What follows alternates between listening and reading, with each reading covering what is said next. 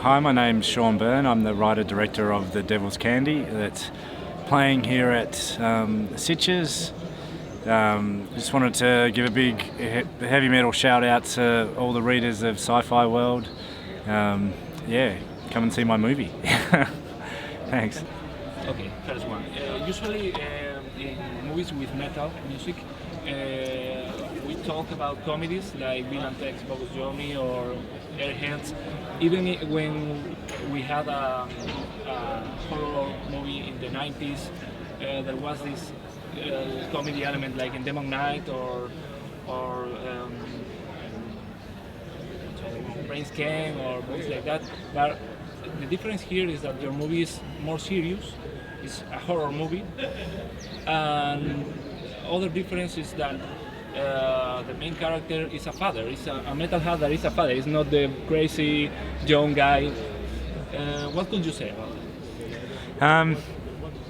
Well, it came quite naturally to me because I'm a huge metal fan, and metal's kind of been the soundtrack of my childhood, and it's still in a way the soundtrack of my adulthood. And all my friends are into metal, and they've grown into fathers, and a lot of them have children, and one in particular has a 13-year-old daughter who's into metal, and so I've sort of seen that relationship firsthand. But I haven't seen that sort of an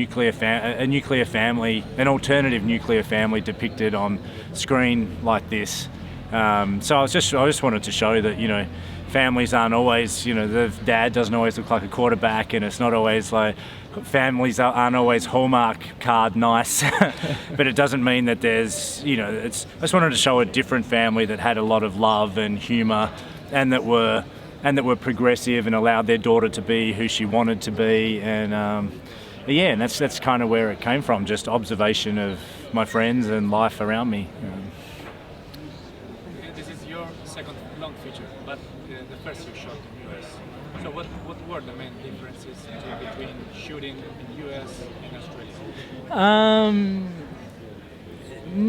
Not really. There weren't really that many differences. I think it was, there was an intimidation there, because you always kind of, know your own backyard. So it was like, coming to the big scary world of sort of Hollywood. But The Devil's Candy is still an independent film, and scratching and clawing for every dollar. And at the end of the day, it still comes down to, this is the film we need to make. Here are the pieces of the jigsaw puzzle. How do we get them in the right order? And just basically getting over one obstacle at a time until you reach the finish line. And so I think filmmaking it's a very universal language. So I think the main difference was there was more trailers on set. Like, it was in an American film, it was like, wow, it's like all the actors have trailers, and in Australia there was none of that on the loved ones. It was just very kind of down and dirty. So that was kind of the main difference, but otherwise it was just different accents. Okay. I would like to know if it was difficult to get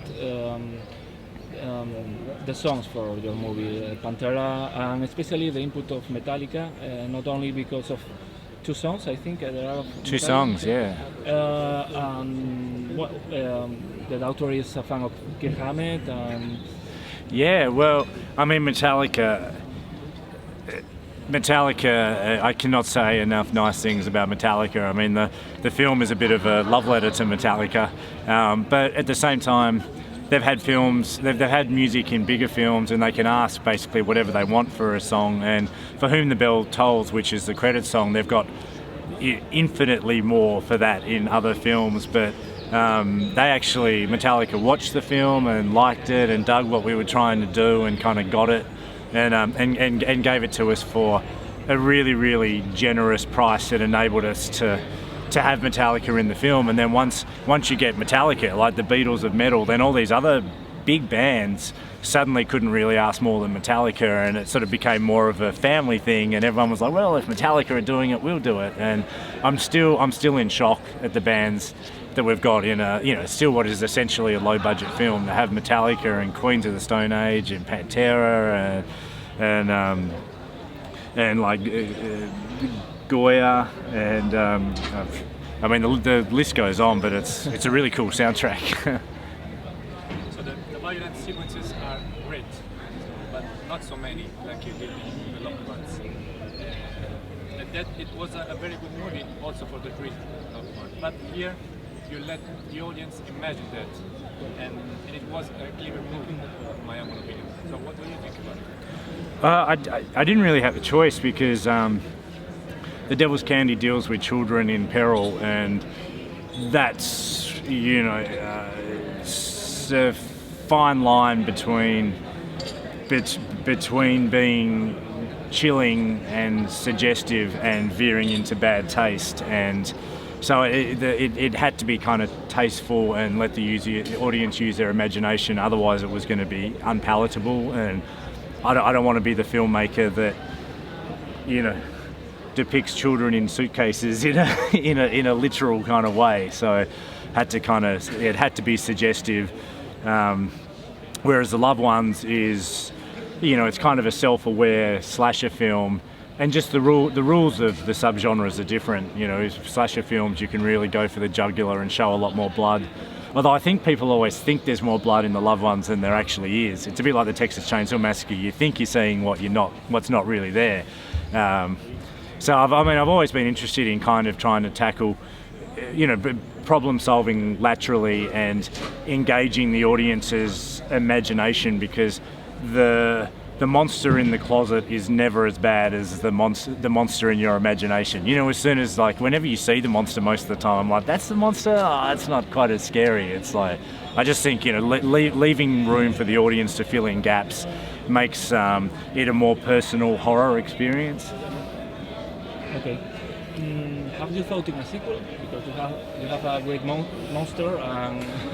Yeah, well, it lends itself to a sequel in the same way that the TV series Fargo lends itself to a sequel, or True Detective, in sense of it's like, you know, we're all kind of vessels for Satan in a way. It's it's loosely based on Nick Cave's Red Right Hand, and the whole idea of the Red Right Hand, that Satan cannot rise and exist on Earth, so he chooses vessels or humans that will succumb to weakness to carry out his dark deeds. So that's kind of the concept, and that concept can apply to any family or anyone really.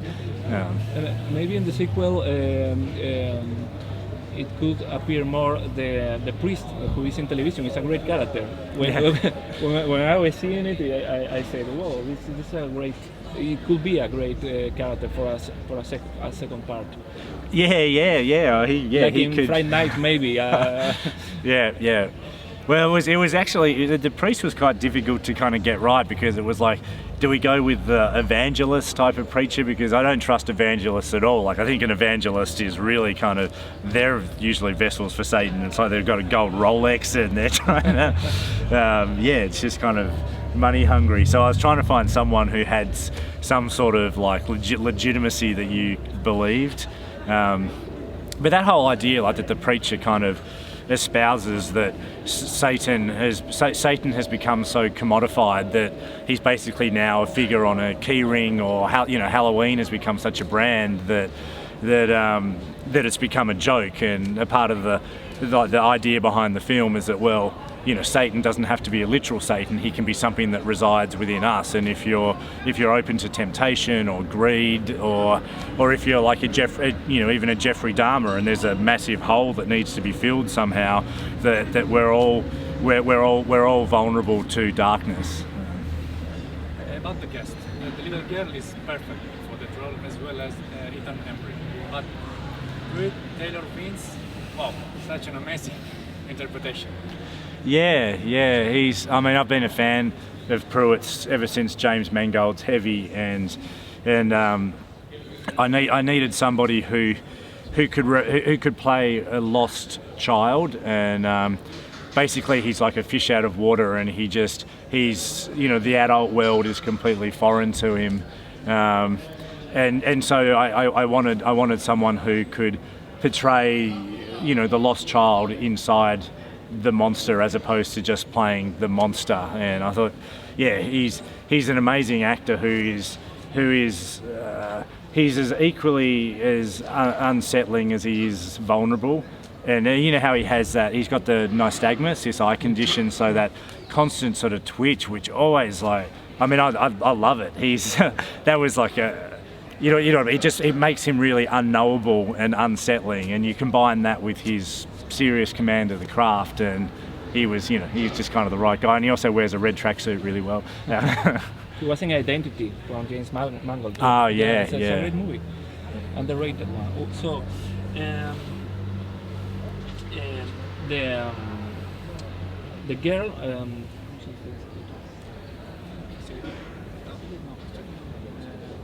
Kiara? The school of the girl. It never appears. It never appears the problems with the girl. This was a constant decision, or it was more like it was in the script. Her problems.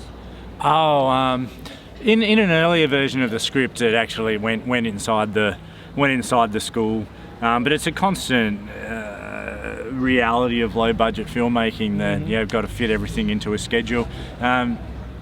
It wasn't so. I mean, it's interesting how people read it. It's open to interpretation. I never thought of her as being bullied. I thought of it more as like she feels like an outcast in terms of she's a bit more like her dad, and she's into metal, and she's just in a world that she doesn't really fit in. She's in Texas too. Yeah. So, and she's away from all of her friends. So I was trying to, I thought we didn't necessarily need to go inside the school, because hopefully that's kind of clear from when she's walking in. She really looks like the black sheep, and it's just, it's scary for any kid to leave their friends, and when they've been at school for a long time and you start in a new school, it's intimidating. So yeah, but a lot of people have actually read it that something worse must have happened and she's been bullied.